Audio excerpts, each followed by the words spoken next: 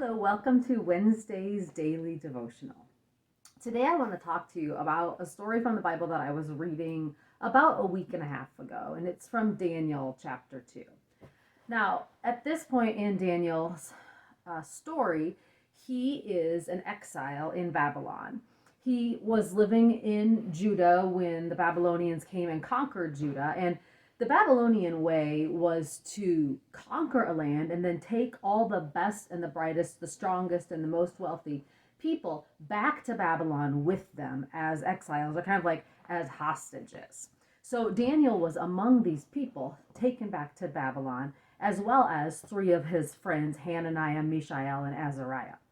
So these guys are all back in Babylon. Now, not only are they hostages to Babylon, but these guys, Daniel and his three friends, are also being trained for service to the king. So they are really among the best and the strongest men that were brought back to Babylon as captives. So Daniel and his friends are all training to be service to the king, King Nebuchadnezzar.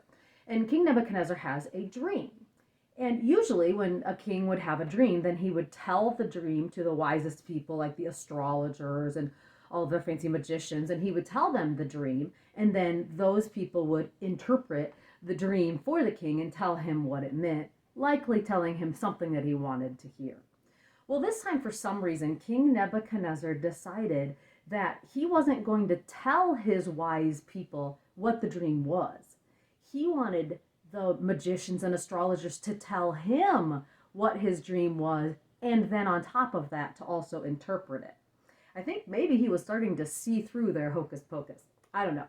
But obviously, none of these guys were able to do that. None of these astrologers could do it. And they actually told King Nebuchadnezzar, no man can do that. Nobody can tell you what your dream was and then interpret it for you. Well, King Nebuchadnezzar does not like this answer. He is not used to taking no for an answer because he's a king. So he decides to issue a decree that all of these wise men in his service are going to get executed. So he puts Arioch, like the commander of his guard, in charge of going out and gathering up all of the wise men and bringing them to get executed. Well, Daniel and his friends are among these wise people. And when Daniel gets word of this, that there is, a bounty out for their head, that they are going to get executed, he says, just give it a little time. He asks Arioch just for a little bit of time. So then what Daniel does is he goes to his friends, Hananiah, Mishael, and Azariah, which we would also know those three guys, of Shadrach, Meshach, and Abednego, from a different story in Daniel. But the first thing he does is he goes and he gathers his three friends, these three guys, and he decides, we got to pray.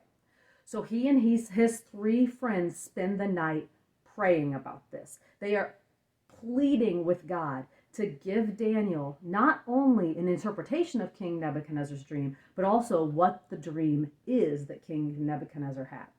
Well, in the middle of the night, Daniel is given a vision. He is given a vision of what King Nebuchadnezzar's dream was and the interpretation of it. So their prayers were answered. Now, Daniel didn't just rush up right after this vision and go and get Arioch and say, take me to the king, I've got the answer. He didn't do that. What he first did was he paused and he took the time to praise God in thankfulness for this answer that had been given to him. So Daniel, after he's done praising God, does go to Arioch and said, stop, don't do the executions. I need a time with the king. I know what his dream is.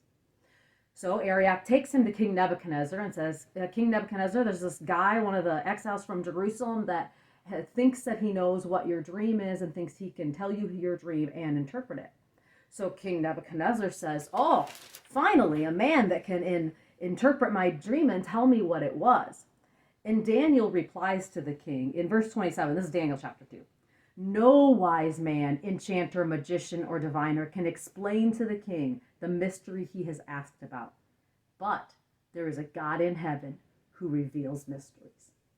So Daniel right away says, nope, it's not me that's going to be telling you what your dream was and what it was all about. But there's a God in heaven that revealed it to me. Daniel goes on to explain the dream to King Nebuchadnezzar and also to give him the interpretation of it. King Nebuchadnezzar praises God and is so thankful and gives Daniel and his three friends a great position in the palace there of a job to do.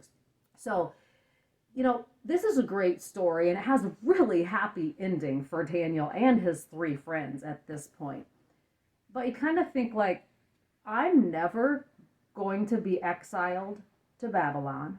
I'm never going to have to interpret the dream for a king. So, what does this story in the Bible say to me? Well, a couple of weeks ago, when I was reading this story, it was really clear to me what the point is for us. And that is the way that Daniel acted when he was faced with truly a life-threatening situation where he needed God.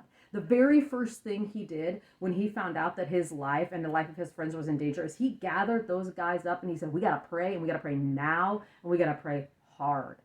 So he gathered up his friends, maybe like his small group. He gathered those guys together and they started praying. Then when his prayer was answered, he didn't walk around boasting, so excited. He stopped first and he praised God. He thanked him right away for answering that prayer. And then when he got in front of the king, he finally had his audience in front of the king. And remember, this is the king that has ordered his execution. He doesn't say, hey, I got your answer. I've got what your dream is and what the interpretation is. No, he tells this king, no one can do this. Only because God in heaven gave me what your dream is and your interpretation.